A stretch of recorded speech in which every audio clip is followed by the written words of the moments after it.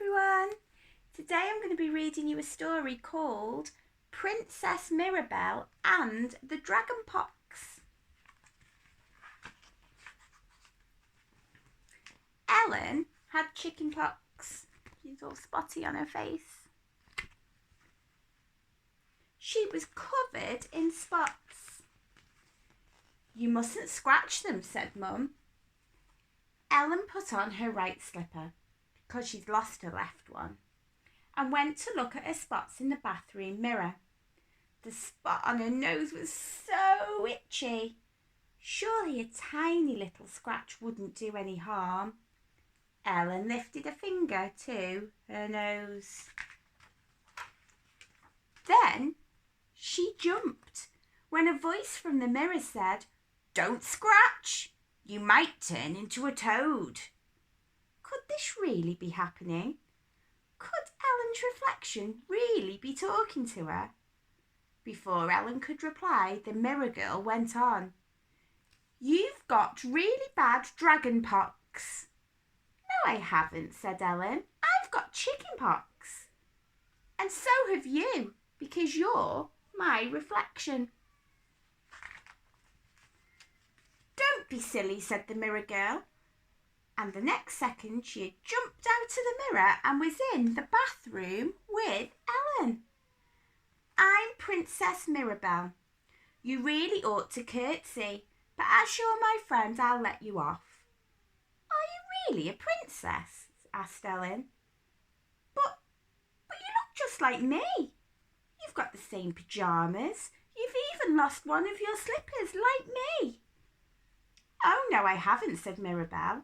She paused for a second and then continued. "My slipper was stolen by a goblin. They're always stealing slippers. They like to sleep in them." Ellen laughed. "Do they have little sheets and pillows?" she asked. "Is a goblin sleeping in a slipper?" "Never mind that," said Mirabelle. "We need to get started on the cure for dragon pox." And she put the plug in the bath and turned on the taps. "But I haven't got dragon pox," said Ellen. "Well, I have," Mirabelle said firmly. "You see, a dragon captured me last week and carried me off to his mountain lair. Luckily, a knight came and rescued me. But when I got home, I came out in these terrible spots." "Did the knight want to marry you?" asked Ellen, but Mirabelle seemed not to hear her. "Now then," said Mirabelle, "on with the cure. This stuff looks good." She grabbed a bottle of bubble bath and squirted it into the water. Then, "How odd," she explained, as hundreds of bubbles appeared. "Don't you have a bubble bath back home?" asked Ellen. "Certainly not," said Mirabelle. "But we do have bubble fish. They're much better. They swim about in the bath and blow thousands of bubbles." "But isn't the bath water a bit hot for the fish?" asked Ellen. "Never mind that," said Mirabelle. "Let's get in." We need some more ingredients," said Mirabelle when they were both in the bath. "Let's try this." Before Ellen could stop her, she had squirted a whole tube of toothpaste into the water. "Hey, now we won't be able to clean our teeth," Ellen protested. "But you can't get the fairies to clean your teeth?" asked Mirabelle. "No, I don't know any fairies. And what would they use instead of toothpaste?" "Well, our fairies collect dewdrops from rose petals and use that," said Mirabelle. "How does it stick on the toothbrush?" asked Ellen. "I do wish you wouldn't ask so many questions," said Mirabelle.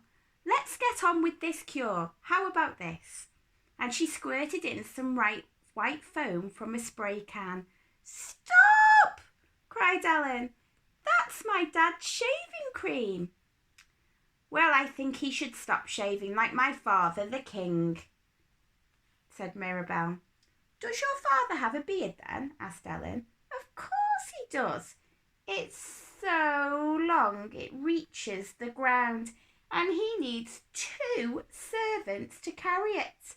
and sometimes the birds make their nests in it. Ellen laughed. And do the birds fly in and out feeding worms to their babies? She asked. Mirabelle didn't reply. Instead, she poured a bottle of shampoo into the bath. How will we wash our hair now? Asked Ellen. I wouldn't bother washing it, said Mirabelle. When my hair gets dirty, I just say a magic spell and wish for some different hair. My hair doesn't always look like yours, you know. Last week I had golden curls, and the week before I had red ringlets. I'd love to do that, said Ellen. What's the magic spell? I'll tell you later, said Mirabelle. And she splashed some frothy, creamy, foamy, toothpastey bathwater at Ellen. Ellen giggled and splashed some back. This was beginning to be fun. But then she noticed that the bathroom floor was getting really wet from all the splashing. Oh dear, my mum will be a bit cross, she said. Really? How peculiar. My mother, the Queen, is cross if I don't splash the floor.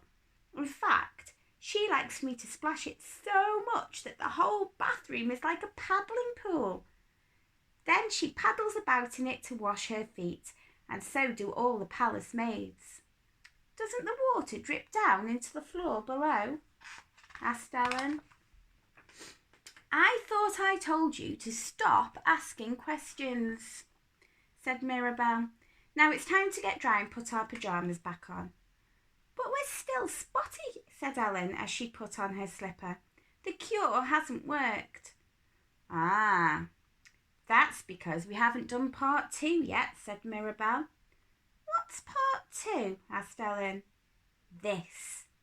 Mirabelle picked up a roll of toilet paper and started to wind it around and around Ellen, who laughed. What about you? She asked. Will do me later, said Mirabelle, carrying on the winding.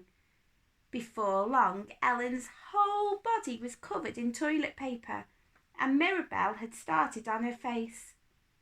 Then, close your eyes and count to 100, she said. So Ellen did. 98, 99, 100! Ellen ripped the paper off her face and opened her eyes. Where are you, Mirabelle? She asked. She looked around the empty room and saw that the door handle was turning. But it wasn't Mirabelle. Instead, Ellen's mum came into the room. Ellen, what have you been doing? She said, as she looked at the watery, foamy room and all the empty tubes and bottles.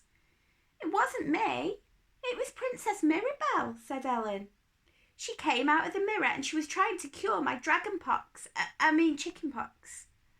Oh, and I suppose she's gone back into the mirror now, said Ellen's mum. Ellen looked at the mirror over the basin. It was covered in toothpastey bubbles. Yes, I think she has, she said. Ellen's mum sighed. And she looked at Ellen. Actually, your spots do look quite a bit better, she said. That one on your nose has disappeared. And look, she added, picking something out of the basin. Here's your left slipper. Ellen said nothing, but she smiled as she put the slipper on. She knew that it wasn't really her slipper. It belonged to Princess Mirabelle. Oh, the end. That was a lovely story. I really enjoyed that one. Did you? See you all again tomorrow.